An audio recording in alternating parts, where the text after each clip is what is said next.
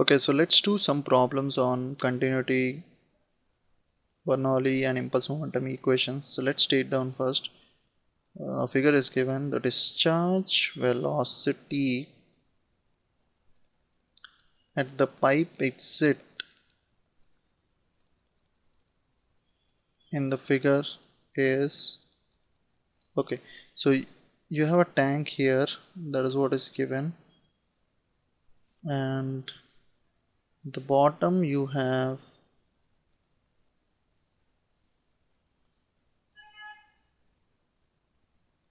this. Okay, so this is your the fluid level.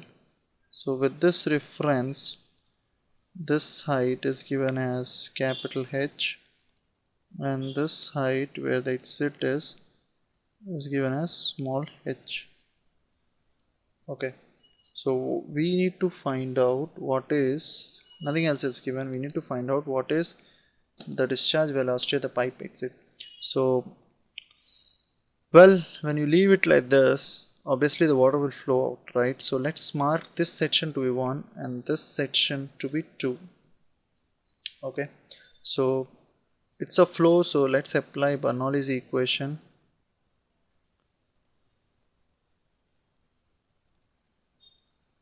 So when I apply Bernoulli's equation at section 1, the pressure is P1 by rho g plus velocity at section 1, let's write V1 by 2g.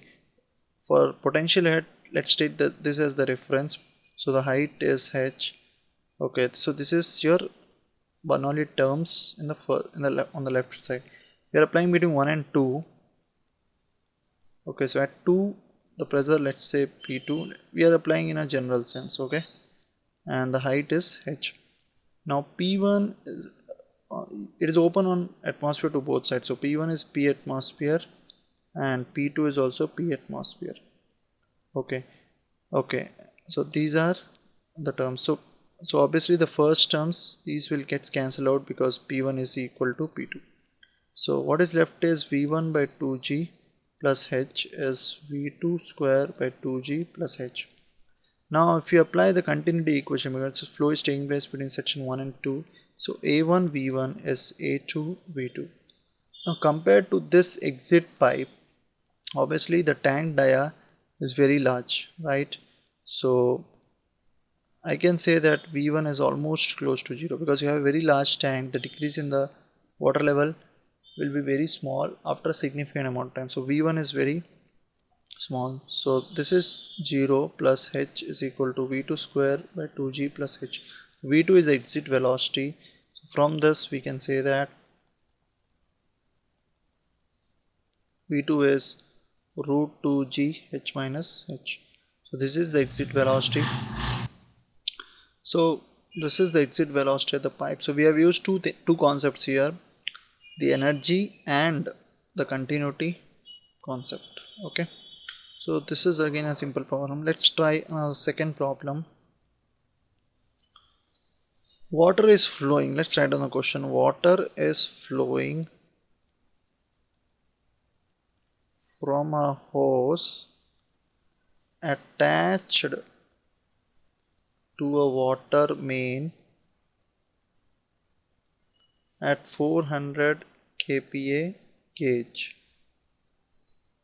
A child places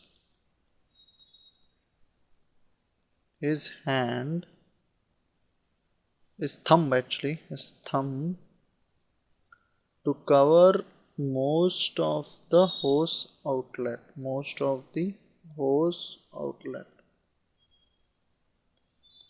causing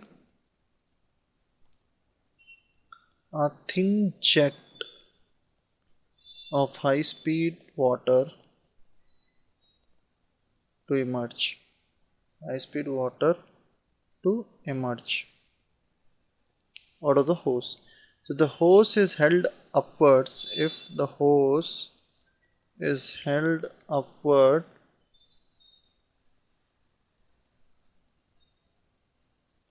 what is the maximum height that the jet should achieve? Okay, so this is basically you have water mains, somewhere water mains, and you have connected a hose like this. Okay, and then the child places his thumb so that he just reduces this velocity. I mean, he reduces the cross section, so it just enters, it just exits, or it just, the water emerges with very high velocity, and after some point it reaches some maximum height, and then it just goes out, right? So this is the section 1, and this is the maximum height. Let's say that is the section 2. Here the child places his hand, so I am applying between water mains and the maximum height it reaches. So if I apply a Bernoulli's equation, so when I apply Bernoulli's equation, so applying from 1 and 2, P1 by rho g plus the velocity at the water mains, okay, and this is the reference, so Z is 0. The pressure here, which is P atmosphere by rho g, the velocity here is not there. I mean, you don't have any velocity here. The maximum height it reaches is the point where you don't have any velocity, right? So you don't have any velocity, that is 0, plus the height is h. This is the, at maximum height you don't have any velocity. At max height the velocity is 0, so v2 is 0. So this initial velocity, well, nothing is given about the initial velocity, so I can just take it 0. So P1 by rho g is P atmosphere by rho g plus h, and h would be P1 minus P atmosphere by rho g. P1 is 300 kPa gauge, 400 kPa gauge, so that is P1 minus P atmosphere together is 400 kPa gauge. So after subtracting it's 400 kPa kilopascals, and rho is 1000, g is so 9810. So when you calculate this value comes out to be close to 40.8 meters. So water will come out and it reaches a maximum height of 40.8 meters. Okay, well, here we have assumed that initial velocity we don't know, so we have assumed it to be 0. Water means, right, so the diameter is very large, you can just take it to be 0. So this is another application. Let's do another problem on the impulse momentum now. So the question is, water is accelerated. I'm writing the question number 3. Water is accelerated by a nozzle to an average speed of 20 meters per second and strikes a stationary vertical plate at the rate of 10 kg per, strikes a vertical plate at a rate of 10 kg per second. Okay, determine the force needed to prevent the plate from moving horizontally. So this is another problem. So you have a nozzle, okay, the water is just coming out. Okay, water is coming out with velocity 20 meters and it strikes a stationary plate. So obviously when it is striking it will just deflect in this way. Okay, and this is the plate, and obviously it will exert a force on the plate, but then you have to apply a counter force to just to prevent it from moving. So now when you're applying V in this direction, so let's take my control volume to be this. So this is my control volume, Okay, so you have, what are the, on this control volume, what are the forces? You have the fluid weight of the fluid. You have the pressure forces, pressure here into area of cross section, pressure here into area of cross section, pressure here into area of cross section. You have the force from the wall. Okay, now if you take the wall by Newton's third law, this is the action of the wall on the fluid, this is the reaction of the fluid on the wall, and this is force F. So the force F, what you are applying on the wall to prevent the wall to move, is F. Okay, so now summation of all the forces. So this is section 1 and these are your sections 2. Okay, that is how. So summation of all the forces is mass flow rate into the change in the velocities in the same direction. Okay, so the forces in the x directions, well, are the pressure forces, but then the pressure atmospheric force acts everywhere. So when we are applying these, we don't consider the atmospheric forces. These are all atmospheric forces, P atmospheres. So there is no external, apart from the atmospheric pressure, there is no there is only one force that is there on the fluid domain, which is F wall, which is acting towards negative. I mean, it's acting towards the left. So minus F wall. The atmospheric forces are acting everywhere, so we don't consider those forces. These are only atmospheric forces. And mass flow rate is 10 kg per second. Velocity, final velocity, at this section you will have only vertical velocities, you don't have horizontal velocity, so 0, minus this velocity at the section 1 is towards right only, so 20.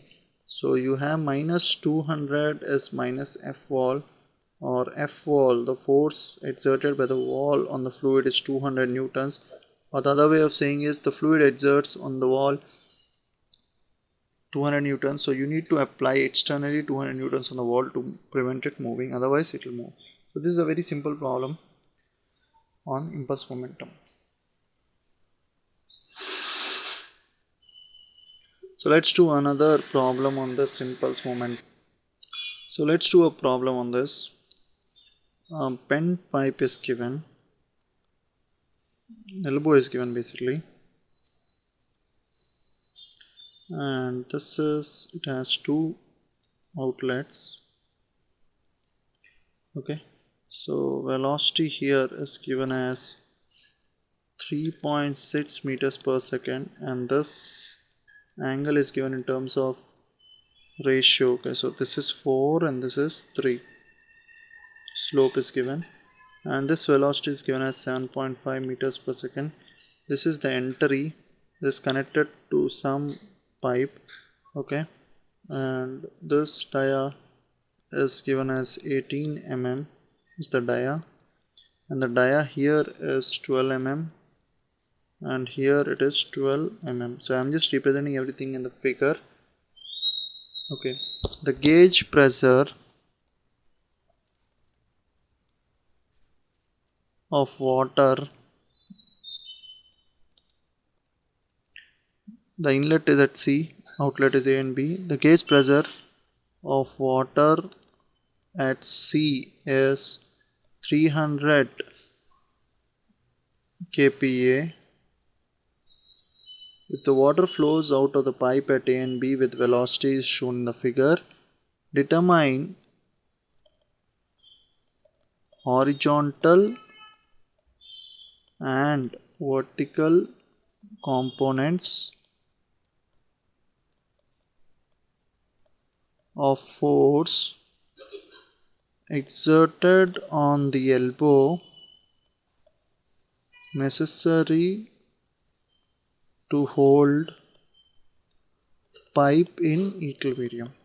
So you need to find out the forces because of this water flow, forces that are coming on the bend, so that you can exert those forces only in the reverse direction. Okay, so neglect weight of water in the pipe, so that is what is asked, and take specific weight to be 1000, 10,000,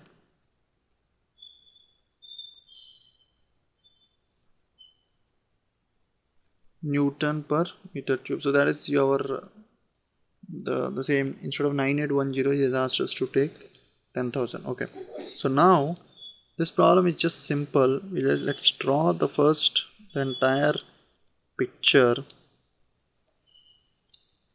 This is your velocity and this is your velocity. Okay, so these are the forces. So what are the forces coming? This is, so we represent, one important thing is we represent, because atmospheric pressure is acting everywhere and the control volume is enclosed, so the effect of atmospheric pressure is not felt. So we represent only the gauge pressures, or we consider only the gauge pressures for our force calculation. Gauge pressures for force calculations.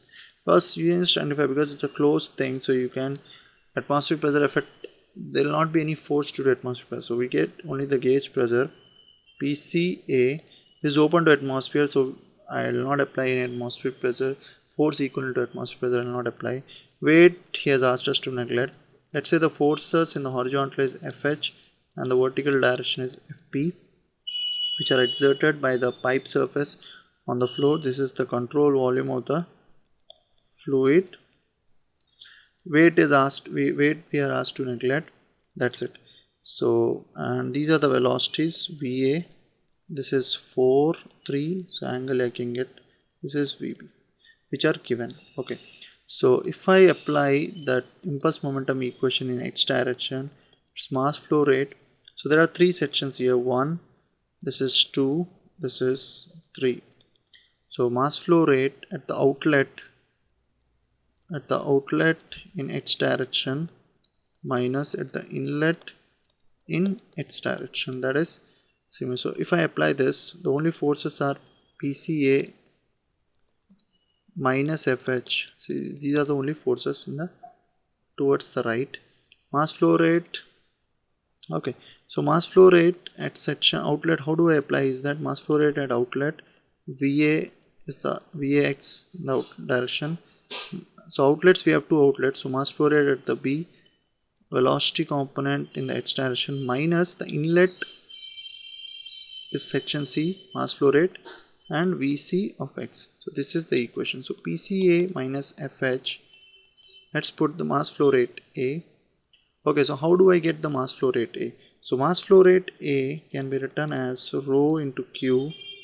Okay, so from this, because the densities are same, so I can write Q at section C is Q at section A plus Q at section B. Okay, Q at section A is area of cross section at C, velocity of C. So this basically I'm applying continuity equation. Q at A is area of cross section A, velocity of A, area of cross section of B, velocity of B.